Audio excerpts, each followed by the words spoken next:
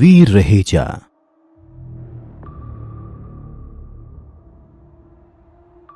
जब से ये यूनिवर्स बनी है तब से हम सब बस एक ही चीज मानते आए हैं कि पूरे यूनिवर्स में पृथ्वी अकेला ही एक ऐसा प्लेनेट है जहां पर जीवन पाया जाता है। हमारे स्कूल कॉलेज में भी यही पढ़ाया गया है।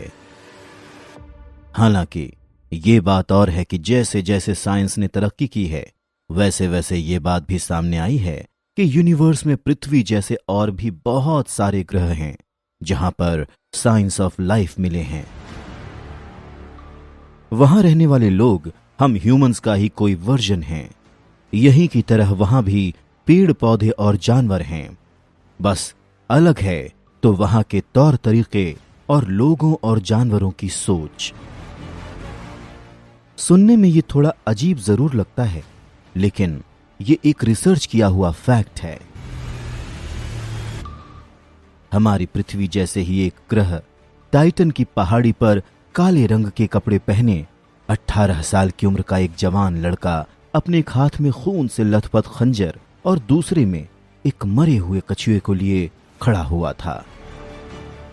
खंजर से लगातार टपकता हुआ खून इस बात को साफ कर रहा था कि उस लड़के ने अभी अभी ही इस कछुए को मारा है।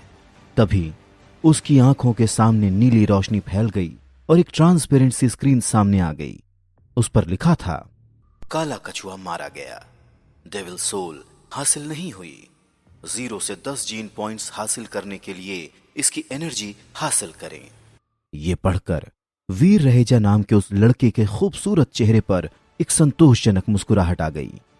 वो तुरंत ही उस मरे हुए कछुए को जमीन पर रखता है और अपने हाथ में लिए खंजर से उसका पेट फाड़ देता है। कछुए के पेट को फाड़ते ही वीर आंख बंद करके अपने हाथों को एक पैटर्न में घुमाता है और उस कछुए की एनर्जी को अपने अंदर आता महसूस करता है। फिर उसने पावर स्क्रीन की तरफ देखा जिस पर लिखा हुआ था, काले कछुए की एनर्जी हासिल हो गई है, आपको जीन पॉइंट्स नहीं मिले। वीर ने पावर स्क्रीन को हल्के से छूने की कोशिश की। स्क्रीन 1 सेकंड के लिए ब्लैंक हो गई। फिर उस पर लिखा हुआ आया, आपका स्टेटस फर्स्ट लेवल पार नहीं हुई, अब आपका लाइफ स्पैन होगा 200 साल। विकसित होने के लिए जरूरी पॉइंट्स 100 जीन पॉइंट्स, हासिल हुए जीन पॉइंट्स 79। डेविल सोल हासिल नहीं हुई। लगातार 30 से भी ज्यादा कछुओं को मारने के बाद भी मुझे एक भी जीन पॉइंट्स हासिल नहीं हुए। लगता है मैंने जरूरत से ज्यादा काले कछुओं को मारकर उनकी एनर्जी हासिल कर ली है। शायद इसीलिए मैं आगे और डेवलप नहीं हो पा रहा हूं। पता नहीं मेरी फर्स्ट लेवल कब पूरी होगी और कब मुझे यहां पर कोई स्टेटस हासिल होगा। अपना डेटा पढ़कर वीर की मुस्कुराहट उदासी में बदल जाती है और वो गहरी सांस लेता हुआ निराश होकर पास ही पड़े हुए पत्थर पर बैठ जाता है। टाइटन ग्रह पर बने देव आश्रम में आए हुए उसे 3 महीने से भी ज्यादा हो गए हैं और इतना समय बीतने पर भी वो आज भी वहीं है जहां से उसने शुरुआत की थी। कहीं ऐसा ना हो कि उसकी पूरी जिंदगी यहीं देव आश्रम में बीत जाए और वो कभी आगे बढ़ ही ना पाए। इस ख्याल से ही वीर डर के मारे कांपने लगता है। नहीं, वो ऐसे हार नहीं मान सकता। वो ये कभी नहीं भूल सकता कि वो यहां पर क्यों आया है और उसका क्या मकसद है। अपने परिवार के लिए, अपने परिवार की खुशियों के लिए उसे खुद को साबित करना ही होगा, ताकि वो जब लौटकर अपने प्लैनेट पर वापस जाए तो उसकी मां और उसकी बहन को उस पर गर्व हो। हां, वीर टाइटन ग्रह का प्राणी नहीं है, बल्कि वो पृथ्वी ग्रह से है। तो फिर वो वहां क्या कर रहा है और उसका क्या मकसद है? और सबसे बड़ी बात, वो यहां पहुंचा कैसे? तो ये बहुत ही दिलचस्प कहानी है।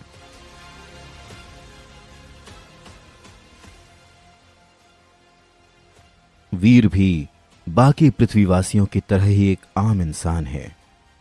उसके पास सुपरमैन या स्पाइडरमैन या ऐसे किसी भी सुपर हीरो जैसी कोई खास शक्ति नहीं है, बल्कि वो तो जिंदगी की परेशानियों से जूझता हुआ 18 साल का एक आम लड़का है। लेकिन वीर की लाइफ हमेशा से इतनी परेशानियों से भरी हुई नहीं थी। एक वक्त था जब वीर के पिता विहान रहेजा की गिनती शहर के बाकी रईसों में होती थी। उनके पास ऐशो आराम की कोई कमी नहीं थी, लेकिन उनकी मौत के बाद सब बदल गया। विहान रहेजा के भाइयों और उनकी बहन को वीर और उसका परिवार एक बोझ लगने लगा और एक एक करके सब ने उन लोगों से अपना रिश्ता खत्म कर दिया। वीर की मां प्रेरणा रहेजा को अपने रिश्तेदारों का ऐसा रवैया देखकर बहुत दुख हुआ, पर फिर भी वो बिना किसी से कोई शिकायत किए अपने दोनों बच्चों के साथ अपनी पुश्तैनी हवेली, जो कि वीर के दादाजी के नाम पर थी, वहां पर अपना जीवन बिताने लगी। लेकिन वीर के रिश्तेदारों को यह भी मंजूर नहीं हुआ। विहान रहेजा के बिजनेस पर कब्जा जमाने के बाद अब उनकी नजर उस पुश्तैनी हवेली पर पड़ गई और वो लोग अलग अलग तरीके से प्रेरणा रहेजा पर उस हवेली को बेचकर उनसे मिले पैसों का बंटवारा करने के लिए दबाव डालने लग गए। लेकिन प्रेरणा रहेजा ऐसा कैसे कर सकती थीं? आखिर प्रॉपर्टी के नाम पर उनके पास यही एक हवेली ही तो रह गई थी। अगर ये भी बिक जाएगी तो वो अपने दोनों बच्चों को लेकर कहां जाएंगी? लेकिन इन सब बातों से वीर के दोनों चाचा और बुआ को कोई मतलब नहीं था। वीर को आज भी वो दिन बहुत अच्छे से याद है जब वो कॉलेज से एग्जाम देकर घर लौटा था और उसने अपनी बुआ को अपनी मां से बहस करते हुए सुना। प्रेरणा, आखिर तुम चाहती क्या हो? ये घर हमारे माता पिता का है और मेरा और मेरे भाइयों का इस पर बराबर का हक है। अब जब विहान भैया नहीं रहे तो हम उनकी पत्नी और बच्चों को परेशान नहीं करना चाहते। घर बेचने के बाद उनका जो भी हिस्सा बनेगा वो हम तुम दोनों को दे देंगे, समझ गई? लेकिन अगर तुम ये पूरी हवेली हड़पने के फिराक में हो ना, तो हम भी ऐसा होने नहीं देंगे, समझ गई? वीर की बुआ की कर्कश आवाज पूरी हवेली में गूंज रही थी।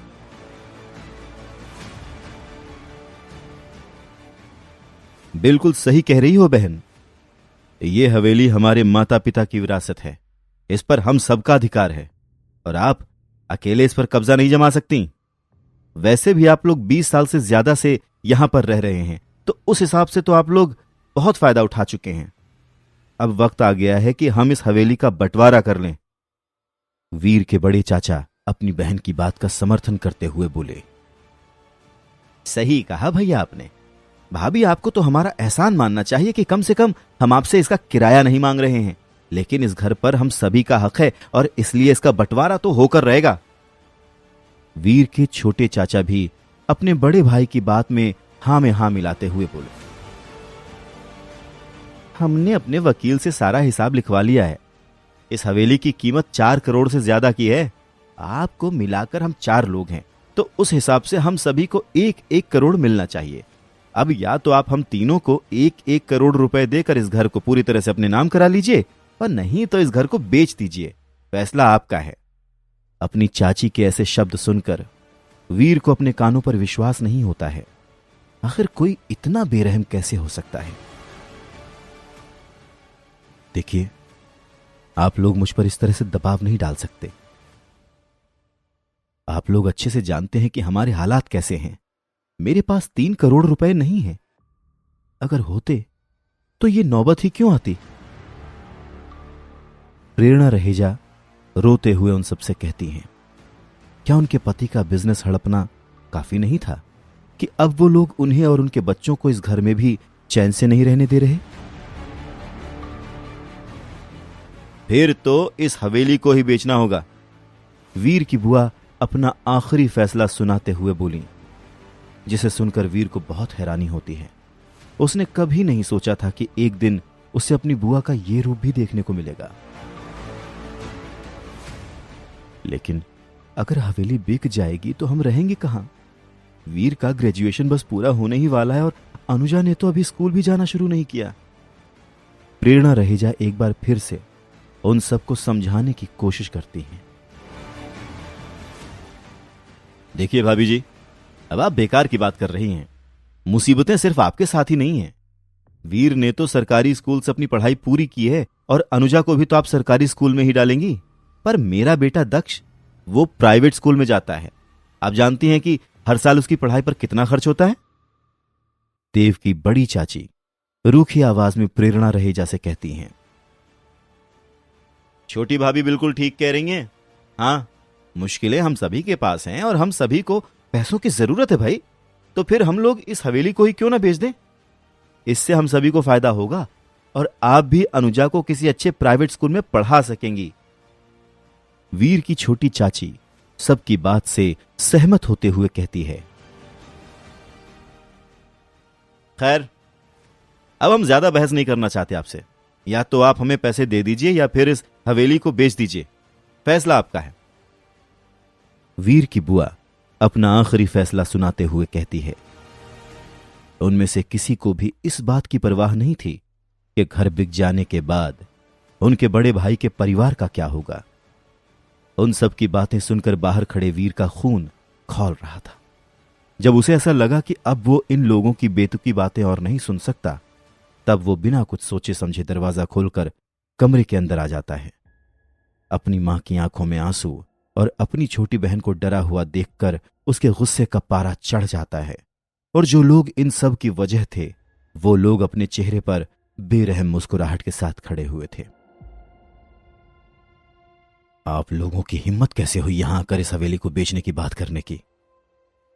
वीर का गुस्सा इस समय 7वें आसमान पर था और इस समय इस बात की परवाह नहीं थी कि सामने खड़े हुए वो लोग उससे उम्र में बड़े हैं। जब उन लोगों ने ही रिश्तों का लिहाज नहीं रखा, तो फिर वो क्यों उन लोगों की इज्जत करे।